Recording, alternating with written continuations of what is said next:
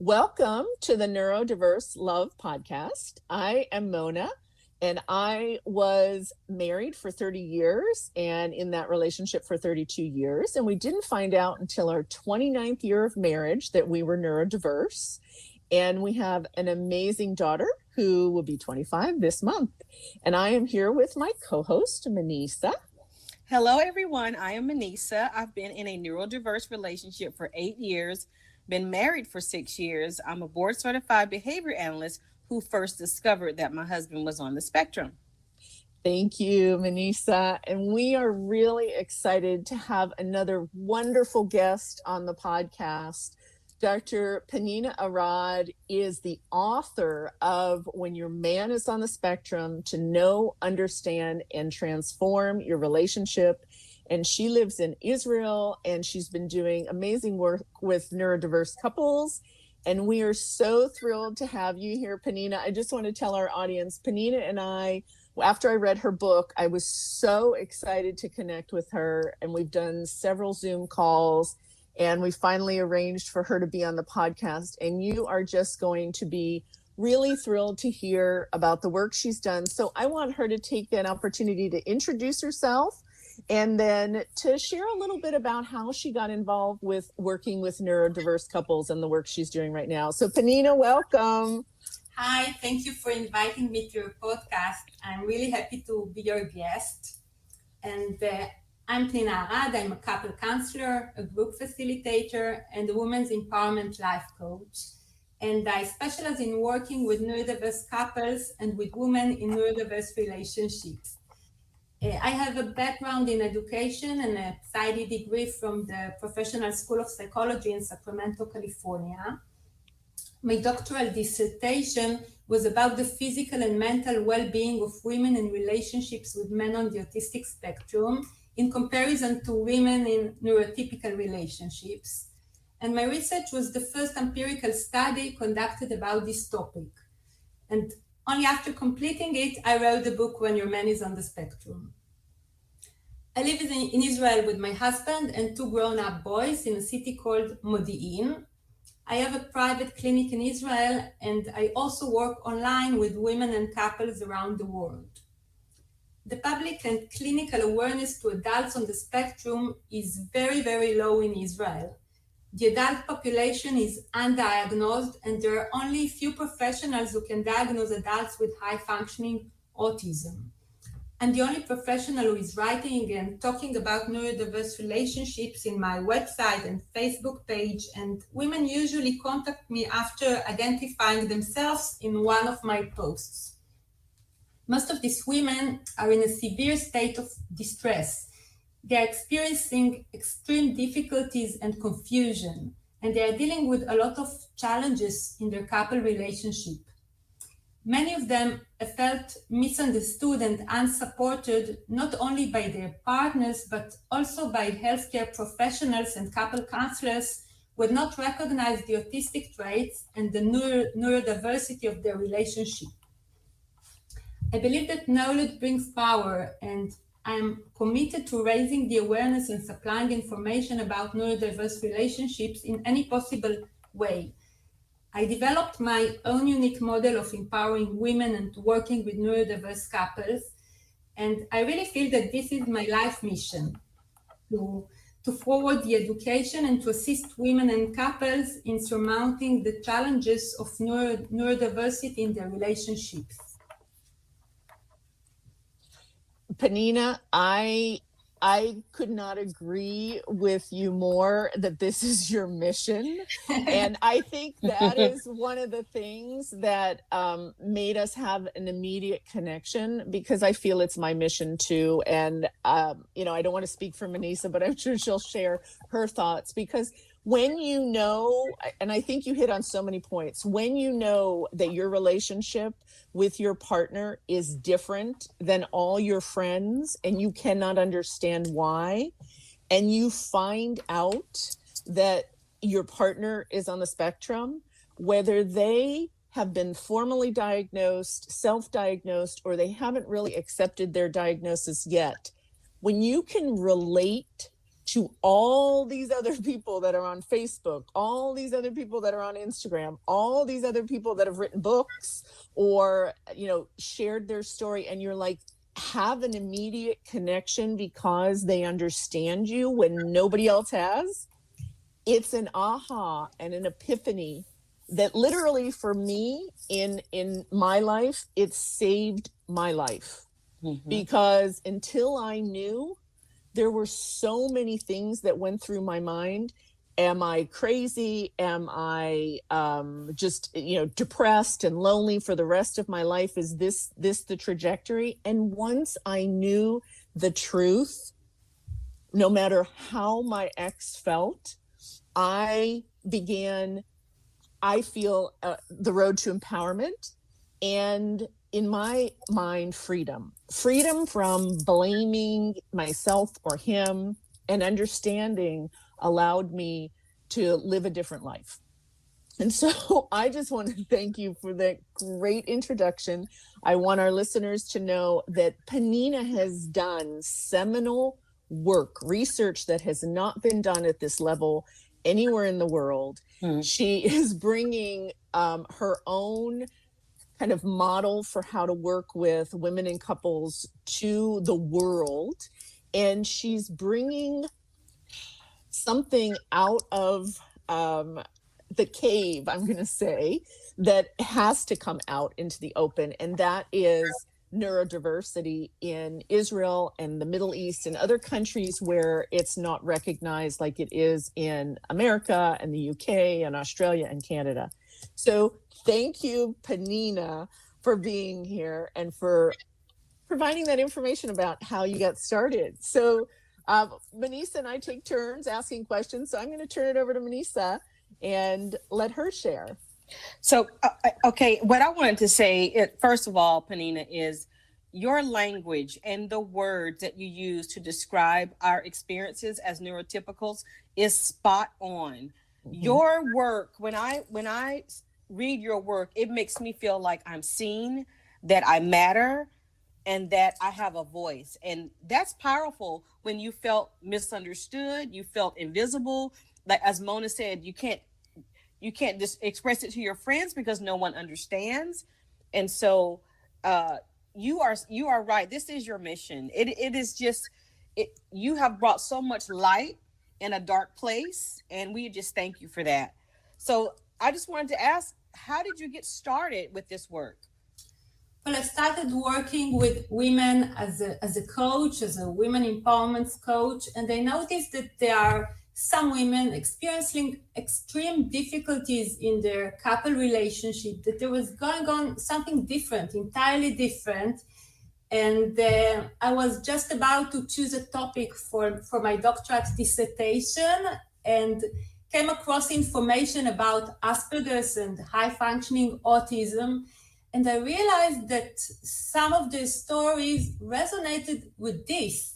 And I decided to research it. And really, since I started talking and writing about these issues, many women come to me and say exactly the same things that you have just said, that, wow, this is the first time that someone is really understanding what's going on in their relationship, because they felt crazy for so many years and nobody understood. And everyone said, the Cassandra syndrome, that all men are the same. And they really felt in their intuition that there was something more than just the regular difficulties that other couples are having in their relationship. And I think that knowing that, acknowledging that, yes, you're right, something is wrong there, something is not normal, and you're not crazy, it makes so much difference for all the women that are in this kind of relationships. I agree, Pnina. And I think one of the biggest challenges, there's many challenges that every couple will have, but I think one of the biggest challenges in a neurodiverse relationship is how we communicate differently. And I saw that over and over again, and I've said this in other podcasts, but my ex, especially in the end of our relationship, he used to say to me, you are the only one that I have these difficulties with communication with. You're the only one. And I understood why when I understood neurodiversity, but I'd really like to hear from you, you know, based on all your research and your experience with couples, what do you think are the biggest communication differences that neurodiverse couples have, and how have you helped some of them deal with that issue, the communication issue? Well, neurodiverse couples usually have different communication styles. And as a result, many of them experience daily breakdowns in communication and deal with constant feelings of frustration and anger. They often feel as if they speak two different languages, and I believe they do. Men on the spectrum, they tend to rely on their logic and be very pragmatic and direct. Their orientation is towards solving problems and finding solutions. They don't see the point in having small talks that lead nowhere. They usually do not have the urge or the patience to share their experiences or learn about the daily experiences of others. They can talk a lot about their own areas of interest, but they have trouble elaborating on other things. Some people on the spectrum have difficulty maintaining eye contact during conversations, so even when they are listening to someone talking, it seems as if they're not. Mm-hmm. They perfectly understand the literal meaning of verbal messages, but they have a hard time dealing with implicit meanings that are conveyed through facial expressions, body language, or tone of voice. They get along very well with clear and explicit messages, which contain facts, numbers, tables, or statistical data. They get lost when conversations become emotional and involve expressions of feelings. Unfortunately, neurotypical women tend to use an indirect communication style, which often relies on emotions and nonverbal communication. Women convey implicit messages, which can be very vague by use of gentle hints, looks that say a lot, or fine gestures. And one of the expectations that women have is that their intimate partner will understand them without words, that he'll know how to support them and when they need his help. And they get usually very frustrated and disappointed when their partner fails to understand them. Neurotypical women also like to have small talks to share their daily experiences and feelings. They like to listen to others sharing their experiences. And the way of solving problems and dealing with them is more important to neurotypical women than the solution itself. Mm-hmm. Very often, simply sharing feelings makes all the difference and brings great relief. Men on the spectrum can't understand it. Many of them believe that their style of communication is superior to that of women's style, and they often accuse their spouses of being too emotional, too melodramatic, or even irrational. And women on their part consider their partner's style to be very cold, uncaring, and unloving. So men on the spectrum really need to understand that the partner's need for sharing daily experiences and emotions is normal. They need to learn how to do it and practice it and make the effort to be more communicative. So when I work with couples, I teach them during couple sessions how to be active listeners, how to show interest and empathy, what questions to ask, how to elaborate on what they share, and how to take turns during conversations so that it won't be that it would be a dialogue and not a monologue of just one of them. Mm-hmm. These things don't happen naturally for people on the spectrum. However, when we are talking about high-functioning autism, we're talking about people with high intellectual abilities. So if they are motivated to learn new skills, they can learn them in the same way that they learn any other thing that interests them. And structure can really work great for people on the spectrum. Setting the time for a daily meeting with their spouses, setting the structure for the conversation itself, it can really make a difference in their relationship. Pnina, again, I couldn't agree more with everything you shared. Yes. And I love that you're sharing both from your experience working with couples and individuals who are in neurodiverse relationships and based on research. And there's a few things that I want to talk about. Number one, I know that when neurodiverse couples are talking about their neurodivergent partner's special interests, the neurodivergent partner can talk forever and will just sometimes it's called an info dump or a monologue, but I think that's one of the things that attracted me most to the men that I've been with who are on the spectrum. Their knowledge, in-depth knowledge of their special interests. However, in a relationship, just talking about your special interest or the things that you care about and not understanding how to listen and actively listen to your partner creates a lot of frustration and loneliness on the part of the neurotypical partner. So I think that's a really important thing for our listeners to know, that your neurodivergent partner, when they're talking about their special interests, they're also trusting you. They feel safe with you. And in a way, it's their way of telling you they love you or they like you because they want to share. Now, one of the other things that I think you mentioned that's really, really important is that you're talking about somebody who's neurodivergent talking in more of a logical and rational way, and somebody who's neurotypical talking more based on emotion and feeling. And I love what you said about creating a schedule to be able to share and talk. And I think it's really important for both partners to understand each other's language, because I need small talk. As the neurotypical partner, I need to process my day. I need to know that you're hearing me. If eye contact is difficult for you, I need to know that you're sitting with me or we're walking together and you're listening. And the way I know you're listening is through that active listening skill. You sharing, wow, I hear you, that must have been difficult, or wow, that was really exciting that you got that award, or whatever. And I know those are skills that many people on the spectrum may have to learn, but like you said, Pnina, they can be learned. The other thing though is, and I hear this from the folks in my support group, is it feels robotic. Yes. It feels like it is a script and they're reading from a script and it's not natural.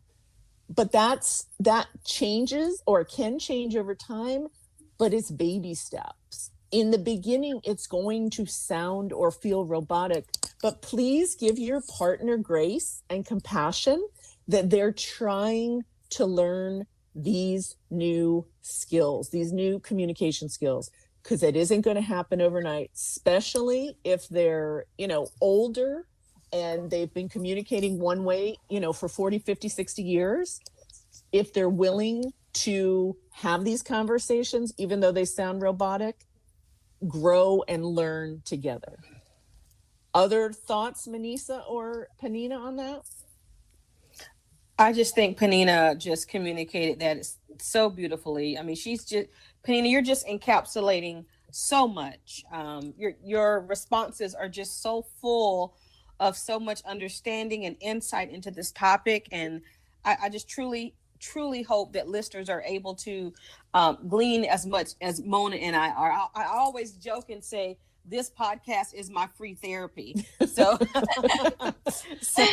so thank you so much. You've spoke so much about communication, Pnina, and can you tell us a little bit more about some of the thinking and processing differences? I know with my husband, I always say to him, why do you always see things from the negative side, the negative point of view? Can you talk to us about some of those thinking and processing differences and how you deal with those when you're working with your couples? Yeah, people on the spectrum process sensory information differently than neurotypicals. Many of them have sensual sensibilities. They may be oversensitive or undersensitive to sensory inputs such as light, sound, smells, touch. They may become very irritated by certain sensory stimulation, and unwelcome or sudden sensory overload can trigger meltdowns, for example. And people on the spectrum often accuse their spouses of every sensory stimulus that bothers them and assume that it's their spouse's responsibility to make sure that nothing upsets them. They're not aware of the fact that continuous criticism is like a deadly poison to the relationship. One other thing that characterizes people on the autism spectrum is their ability to focus on details that most people miss. Their brain is just wired in such a way that they can perceive very small details that neurotypicals tend to ignore. This can be a huge advantage in some professional fields. However, this unique talent can be a big disadvantage when it comes to intimate relationships. When people with autism are obsessive about the little details, it can drive their intimate partner crazy. And consequently, it can lead to the deterioration of the relationship. Sometimes they have very high standards that no one else can meet, or they can find it intolerable when things are not arranged in a certain order they prefer. For example, a recurrent complaint that I have in my clinic concerns the dishwasher. Some people on the spectrum have their special way of arranging the dishes, which is of course very logical to them. And they're sure that they've succeeded in figuring out the only way dishes can come out perfectly. They don't understand why their partners cannot just do it their way, although they keep explaining the logic behind their order, and they become really angry when the spouse continues to put the dishes randomly without paying attention to their instructions. So yeah, that's a good one. And it makes me laugh, Pnina, because when our daughter lived at home with us, my ex used to complain about how she loaded the dishwasher. And he literally would take everything out of the dishwasher, or almost everything out of the dishwasher, and reload it. And when I was talking, maybe I was talking to you, or I was reading something and somebody mentioned that, it just made me laugh. And it is part of the desire to be a perfectionist. And I really appreciate that.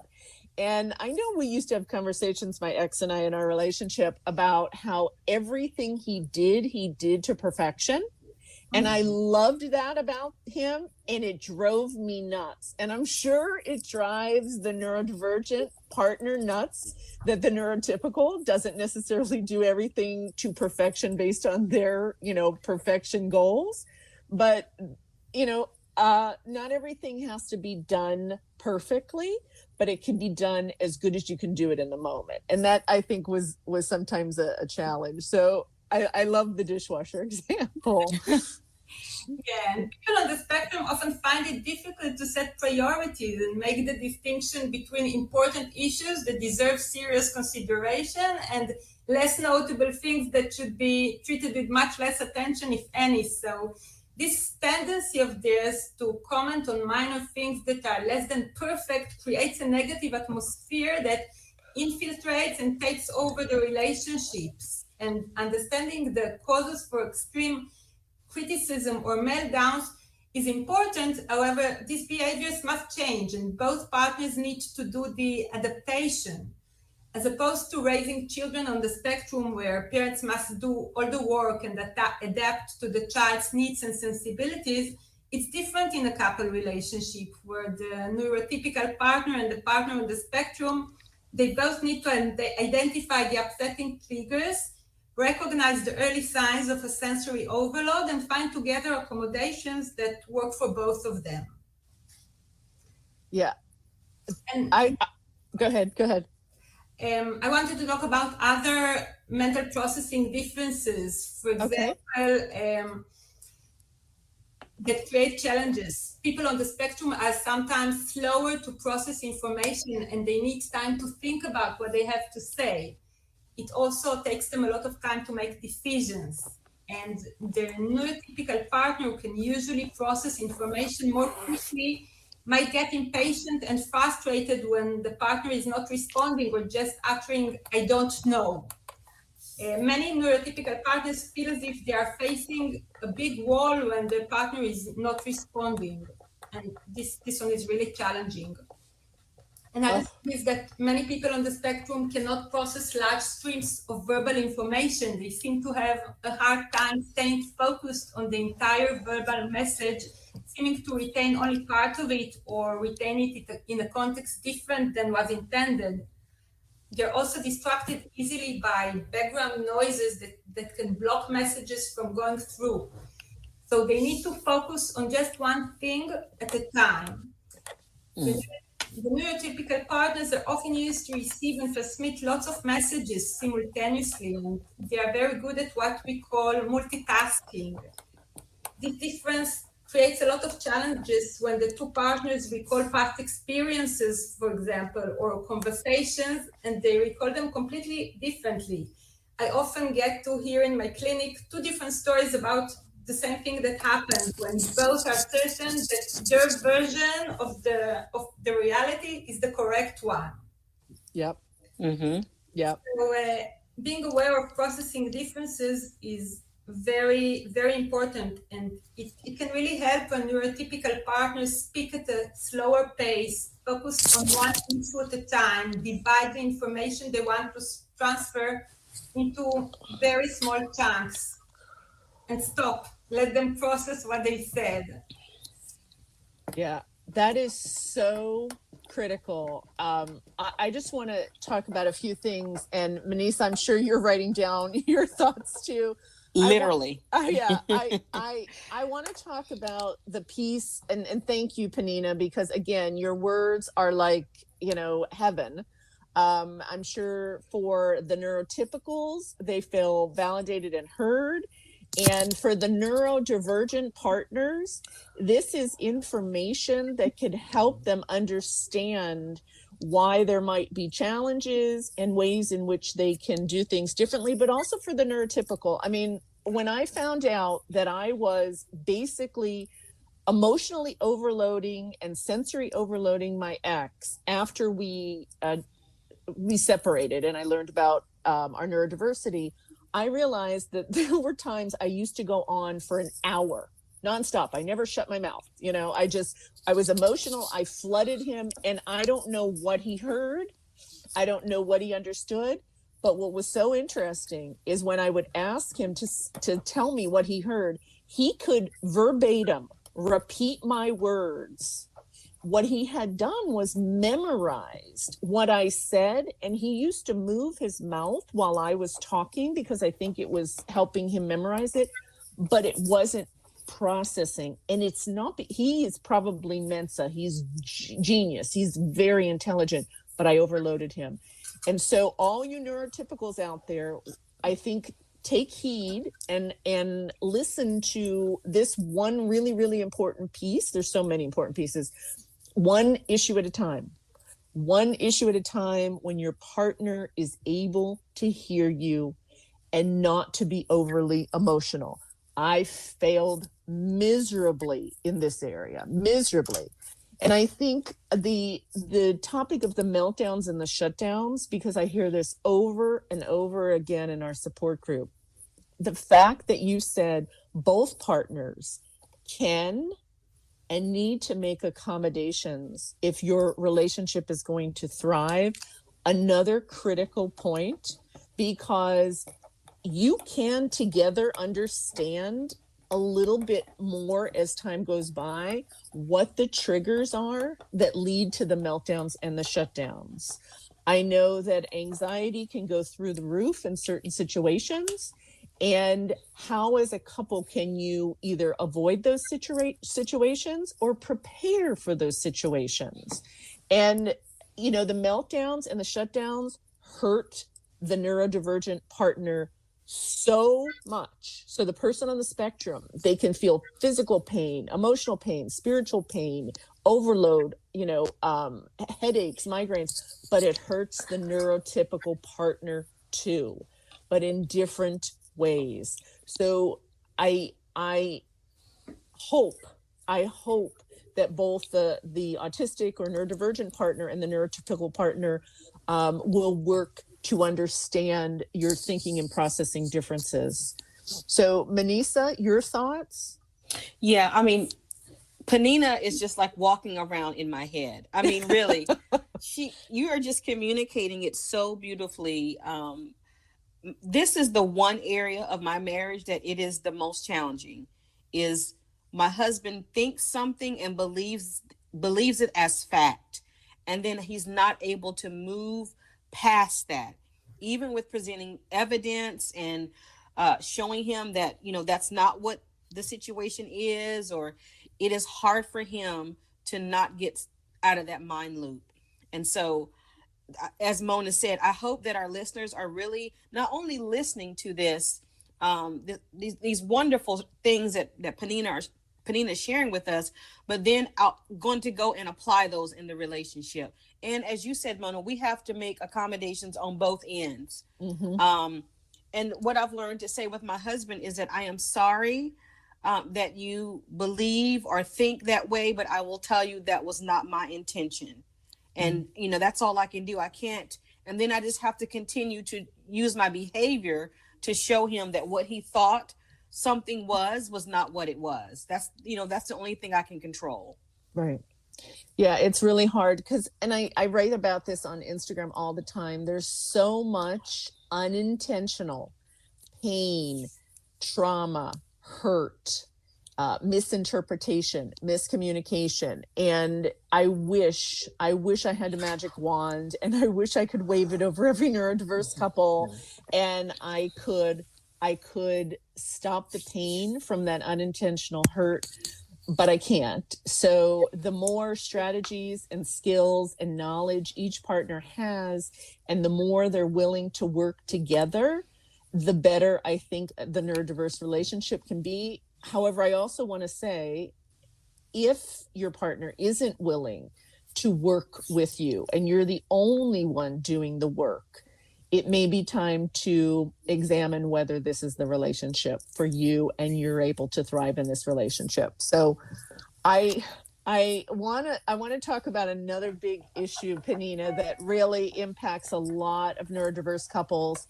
and that is the differences in social and emotional functioning and the way both process emotions. So can you talk a little bit about what you see working with the neurodiverse couples that you work with, some of the biggest social and emotional differences that you've seen, and how you help couples and individuals deal with those differences? Mm-hmm. So people with autism can be introverts or extroverts, but some of them really struggle with social anxiety and try to avoid social encounters.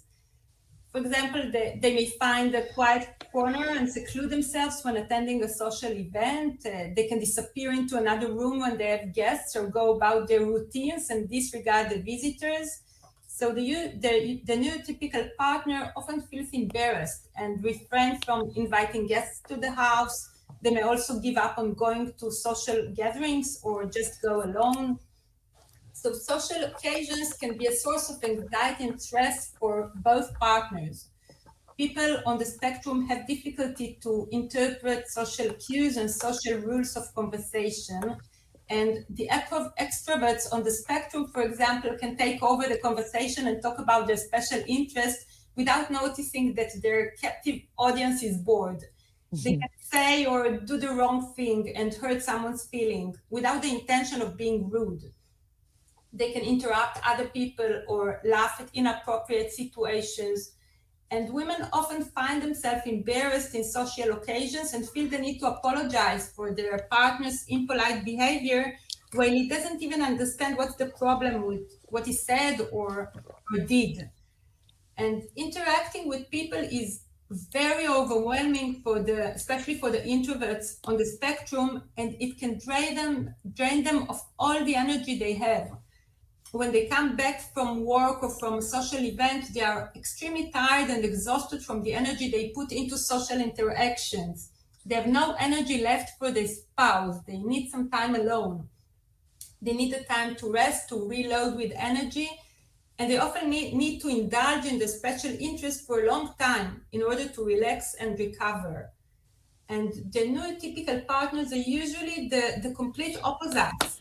They love interacting with people and refill their cup of energy by social interactions. Mm-hmm.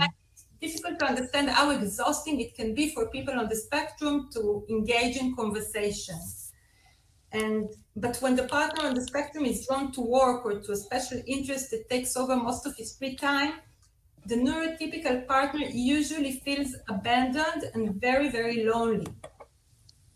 A good relationship requires a balance between the time spent alone and the time spent together. And this issue is problematic when balance is not achieved and when one of the intimate partners becomes frustrated about it. And it happens a lot in neurodiverse relationships because men on the spectrum, they just need a lot of space and time alone.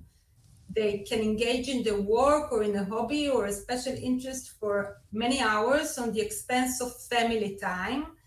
And their natural tendency is to focus on their own needs and wants, so they may neglect family duties and avoid childcare responsibility. Women often find themselves handling alone all family responsibilities and domestic tasks while also maintaining a job outside the house. Some of them give up their professional careers and time for themselves, trying to succeed in carrying alone the burden of family life and to compensate for the spouse's lack of involvement and participation. And they often feel like single parents. Neurotypical women sometimes realize with time that they are the sole givers of love, attention, and different kinds of services, while their partner is doing very little and may be completely uninvolved in the children's lives. Some of them feel really exploited and become angry and bitter.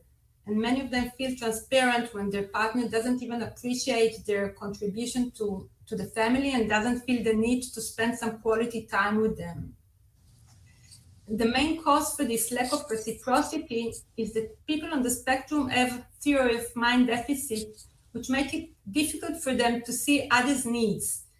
As a result, their own personal needs become their priority and take precedence over the family's and the spouse's needs. Another cause is executive functioning difficulties, which limit their efficiency. They tend to avoid taking initiatives. They often postpone or forget to do things that need to be done and neglect their familial duties. Difficulties with expressing and understanding emotions and heightened sensual sensibilities may also interfere with childcare responsibilities and lead to lack of participation in family life. On the contrary, the neurotypical partners usually have a developed sense of responsibility and high levels of empathy. They take upon themselves the role of caretakers, sometimes without even noticing that this is what they're doing at the initial stages of the relationship. However, as time goes by, they find themselves in the role of the spouse's mothers or managers. They realize that when they want their spouse to do something, they need to give him very explicit instructions, to ask and remind him so many times about the task that in many cases, they just find it easier to do everything by themselves. Mm-hmm. And it cannot happen in a good marital relationship because it can't resemble a mother-child relationship. Mm-hmm. Marriage should be something completely different based on reciprocity and cooperation and a fair amount of give and take on the part of both partners. So men on the autistic spectrum need to be motivated to take upon themselves more responsibilities and be equal partners and parents. And I'm sure that they are capable of doing it in the same way that they can do whatever is required from them in their workplace. They can do what needs to be done at home. And structure can be really helpful in this too. Couples can define specific roles, divide house chores, tasks of daily living, and also divide childcare responsibilities. It's essential that men on the spectrum know exactly what their responsibilities are. The neurotypical partner will have to accept that things will not be done exactly as they would have done them, but the distribution of responsibility must change towards a more equal direction if they want to be able to take better care of themselves and feel better about the relationship. Yeah, Pnina, again, so many things that you hit on are just truths and things that I lived. Thank you again for that. I think one of the interesting things that I now understand a little bit more about my relationship when it came to childcare. My ex was the most amazing father for our daughter. I would say the first 6 to 8 years of her life. He we always used to joke that in a past life he was a soldier. And when you say that structure is so important and knowing exactly what to do, he created a schedule, a plan, a structure for how to care for our daughter when she was an infant, and he was phenomenal, better than me. I had postpartum depression for 2 years. I can't thank him enough for what he did. Then as she got a little older, again, he still had that structure with her, and he played with her in ways that she could engage, and he just understood her in a way that I didn't always. We did different things, my daughter and I. But as she got older, and I think this is really important for neurodiverse couples, because it may be very different, that in the beginning, if there isn't structure, and if they don't know what their role is and how they can perform, as an excellent father, or they're too overwhelmed by the sounds of a child screaming or crying or whatever, I think they can feel like a failure as a parent. And that's unfortunate, because I think that men on the spectrum can be, or women on the spectrum can be, the most loving, kind people in the world. Mm-hmm. But when they're out of their comfort zone and they get overwhelmed, they may not want to perform or do anything once they've failed or they think they've failed. So I think the structure is really critical. I think the teaching is really critical. I think working together as co-parents is really critical. I think where my ex had some challenges was when my daughter wanted to start doing play dates and have after school activities and wanting to go over to friends' houses and all those things, and field trips. It was very difficult for him to have responsibility for our child and then other children. And so I want to put that out. I've talked about it in other podcasts, because having a structure with your own children is very different from then engaging other children in your children's life for, I think, your partner on the spectrum. So figuring out what works, because we have a lot of women in the support group and men who have young children. Figuring out how to co-parent from day one and really guiding your partner, I think, can be really, really helpful. And I want to also talk about the piece about feeling like you're maternal or the mother of your partner. Figuring out early how to change that will be really, I think, critical to your emotional well-being and your mental health. Because no partner, whether it's the neurodivergent or the neurotypical partner, should be in that role as mother or father. And I know that I depended on my ex for a lot of emotional support, especially during the postpartum depression. And then after, when I didn't know I continued to have depression. It's too much responsibility for a partner to be the one doing all the planning and the arranging and the childcare and all of that. So whether you have to go to a coach or a therapist or read books or figure it out together, I think that is so important to a healthy neurodiverse relationship. So thank you again for addressing that, because I know that is such a big issue. Pnina, do you have any other thoughts around the social and emotional piece? No, I just want to agree with you, Mona, in saying that, whatever your challenges are, you do have to, as you said, find some type of system that you guys can, agree upon and then implement that in your relationship. These challenges are not meant to defeat us. Right. But if you have two people, and that is the key, I personally believe two people have to work together towards the same goal. Yes. And we've had some amazing conversation about communication differences, thinking and processing differences, as well as social and emotional differences. Pnina, what are some other differences you see in your work that create challenges for neurodiverse couples that you'd like our listeners to know about? Well, I have a lot to add about the emotional differences. I mean, we didn't talk about intimate relationships, which come up a lot in couple counseling. people on the spectrum have difficulty to deal with all aspects of intimacy. They can miss or misinterpret the sexual cues transmitted by their sexual partner, and they find it hard to anticipate or understand their partner's reaction to touch. They have the sensory sensibilities. They can also add to the complexity of the situation, and they may often not understand the connection between emotional intimacy and sex. On the one extreme, men on the spectrum can become really obsessive about sex. Their obsession can be manifested in a demand for a very high frequency of sexual activity, and they can also it can be transformed into an addiction to virtual sex or pornography. Mm-hmm. And sex can become completely technical without any expression of affection or romance. And this can be very traumatic experience for women who end up feeling like sex objects. And men on the spectrum can focus on their own sexual needs and desires without giving the proper attention to their intimate partner's wishes and pleasure.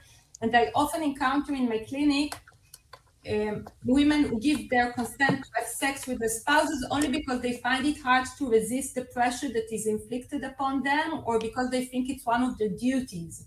And these women admit that they seldom enjoy sex and that they view it as another one of their tasks. And on the other extreme, many neurodiverse couples report a complete lack of sexual activity in their relationships. Men on the spectrum might lose their interest in sex and completely avoid the intimate aspects of the relationships. And sometimes they lose their sexual desire towards their spouses when they feel that they are constantly criticized, that they are disappointing them, or that they never know what to do or say. So consequently, they become even more distant and avoidant and indulge in their hobbies and areas of interest. This obviously worsens the situation and results in women feeling very neglected. Many neurotypical women find themselves in the role of the persecutors who try to initiate communication, to initiate intimacy and sex for long periods of time, till they finally get tired of persecuting their spouses and give up. Women can also avoid the physical contact with men on the spectrum where there aren't any expressions of romance or affection in the relationship, no foreplay, and of course when they are subjected to men's abusive behavior. Most neurotypical women need the emotional connection and non-sexual physical contact before they can have sex. Men on the spectrum don't always understand it. The men on the spectrum often find it much easier to give up on the emotional and sexual aspects of the relationship, whereas the neurotypical partners suffers tremendously from lack of intimacy. This condition has a severe negative impact on women's well-being and on their physical and mental health. It's important to understand that only after the communication and the emotional connection improve, it's possible to work on physical contact and meeting the couple's sexual needs. When I work with couples, I help them find common areas of interest and activities they can do together, both as a couple and as family. And again, structure is helpful, setting the time for dates and for family activities, putting it in the appointment calendar, like they set work meetings. I instruct them to take turns in planning the dates and activities so that the neurotypical partner won't be the only one initiating and planning the time together. It's important that the partner on the spectrum understands that neurotypicals need social emotional interaction and connection on a daily basis. He needs to understand that his partner is neurologically different from him in her needs and that she's not needy, insecure, or demanding when she wants to spend time together. Spending time with his spouse in conversation or cuddling or going out, it must be an integral part of the relationship. It's also important that neurotypical women understand that some of their emotional needs cannot be met in a neurodiverse relationship. They will have to accept it if they wish to stay together. I encourage women not to give up on their social and emotional needs and not to rely on their partner as their sole companion. I encourage them to meet with family members and friends, even if the partner is not willing to join them, to find social activities they can engage in with other people, and find sources for emotional support for themselves. Pnina, again, just you hit the nail on the head with everything. And I do hope that both neurotypical and neurodivergent partners will listen to this and figure out how they can support each other's needs, because I will tell you that in my marriage, I really felt that I was so emotionally needy. And I know there were many times that I probably would have been described as codependent. However, I do think that because there is such a difference in the need for intimacy and social and emotional connection between the neurodiverse partners, it makes you feel like you're asking for too much. And you are so right that finding those connections with others, and I think I posted about this last week on Instagram, finding your friends and family members who can give you that is so critical to your emotional health and well-being. And I think we have talked about so many differences and how to handle them. I want to give Pnina a chance to mention, or to talk about anything related to that last issue. And then I want to talk about strengths, and then we'll close the episode. Do you want to, Pnina, talk about anything else related to the last issue? I just wanted to say that could be a podcast in and of itself. Navigating sexual intimacy in a neurodiverse relationship is a big task. And I just wanted to say, thank you for the information that you shared on that, Pnina, because it really opens up the conversation. It's a difficult, conversation to navigate. I've attempted to navigate it in my relationship many, many times. So this is something that I would like probably my husband and I to listen to the podcast together and then, discuss some ways that we can support each other. So thank you for that. Yes, it's a very, very important issue. And I love the way that you talked about how it can be at either extreme, where there's a lot of sex. And I think sometimes sex becomes a special interest, which can then lead to porn and even affairs.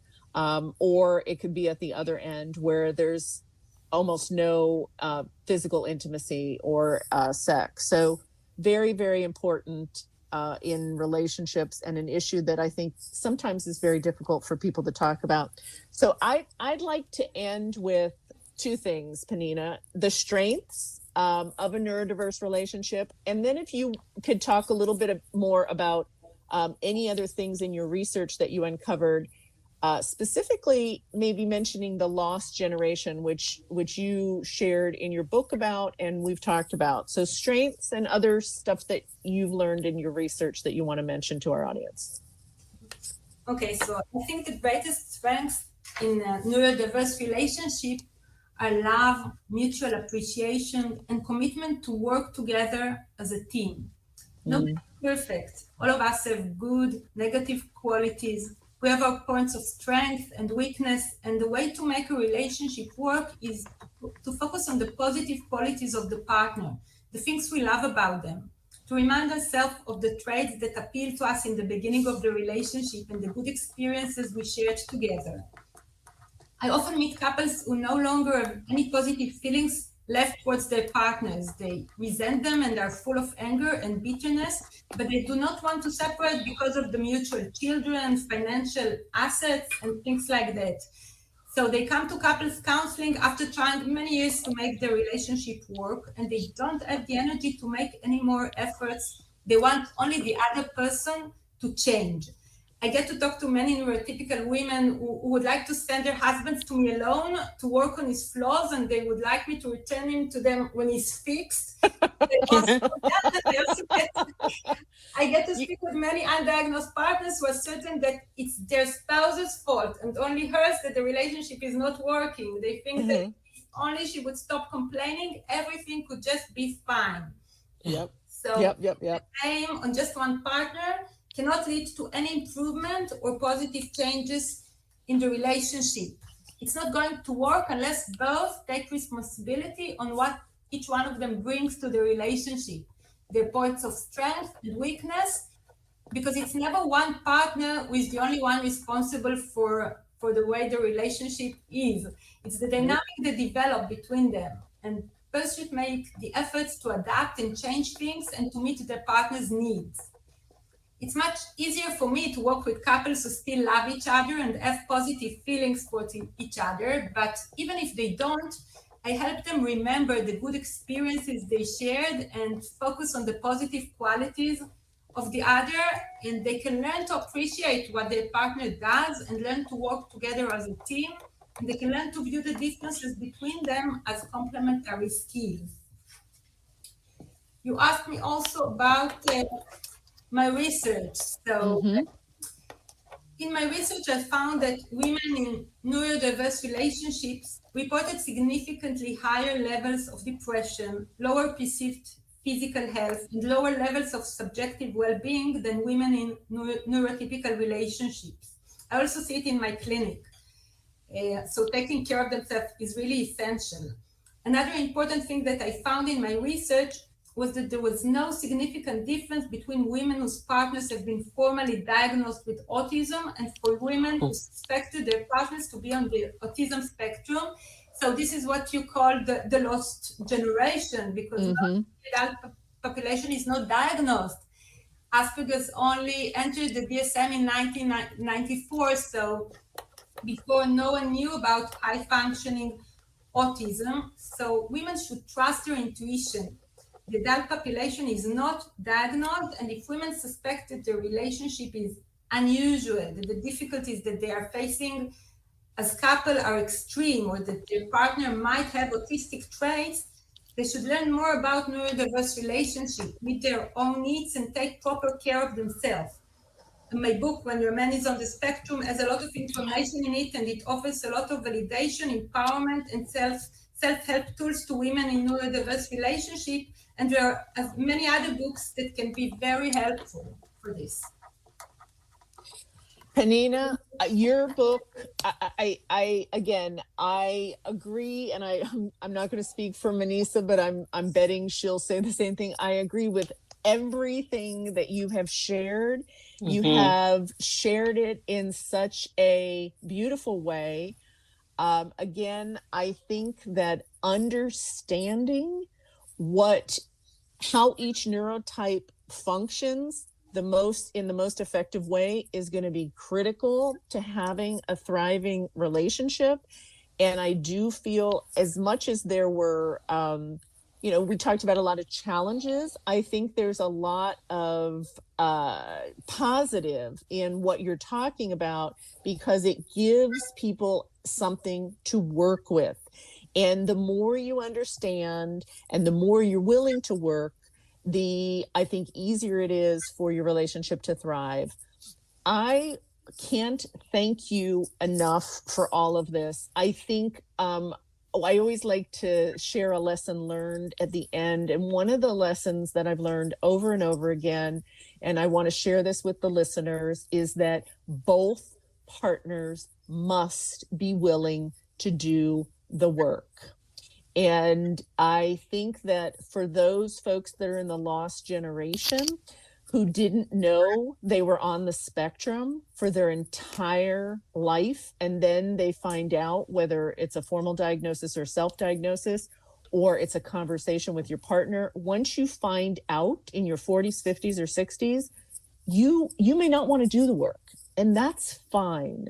But don't, and I'm going to say this, and maybe it's blunt, but don't lie to your partner and don't lie to yourself that you're willing to do the work, because you're afraid of the change that would be happening if you had to leave the relationship or your partner left the relationship.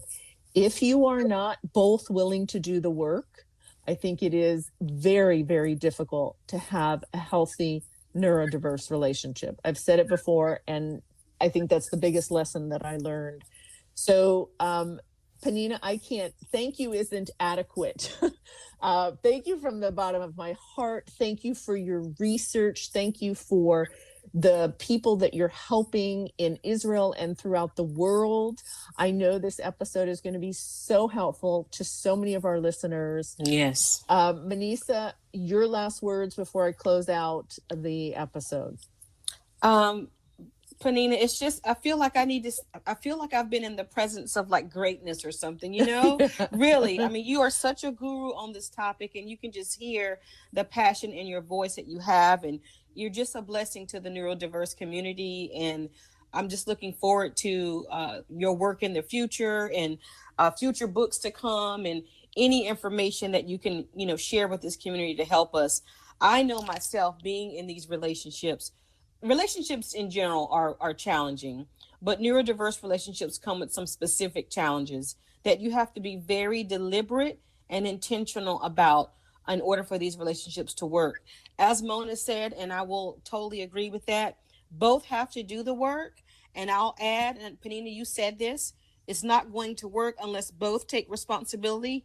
And I just added one word: and make consistent effort to meet their partner's needs. It can't be that you did something once or twice and, expected the relationship to transform. It has to be consistent. And Amen. so we thank you for everything that you've shared today, because it really helps us with a template to be able to start from. Amen. Thank you very much for inviting me to your podcast. We are thrilled. With you. We are thrilled that you were here. So Pnina, what is the best way for our listeners to contact you if they are interested in either couples coaching or coaching for themselves? What's the best way for them to reach you?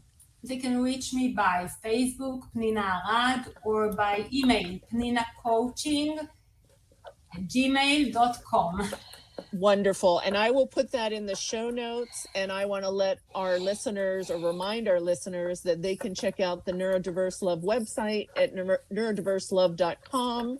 And I have a lot of links on there for a lot of information, including Pnina's book.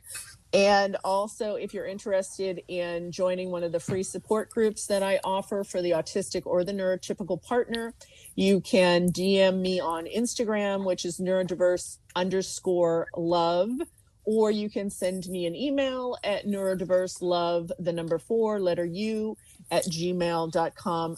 Thank you again, ladies. Another fantastic conversation. And I know that so many people are being helped out there and feel validated and are gaining more understanding in their relationships because of the work we're doing. So thank you. Bye, Pnina. Bye, Manisa. Bye-bye. Bye-bye. Bye-bye.